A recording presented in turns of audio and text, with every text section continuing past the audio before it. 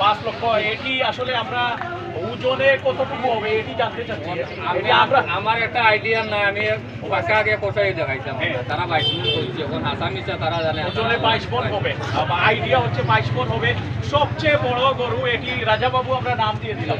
আর রাজাবাবু, এই গরুটির রাজাবাবু আপনি নিতে এসেছেন কোথা থেকে? আপনি? আমার বাড়ি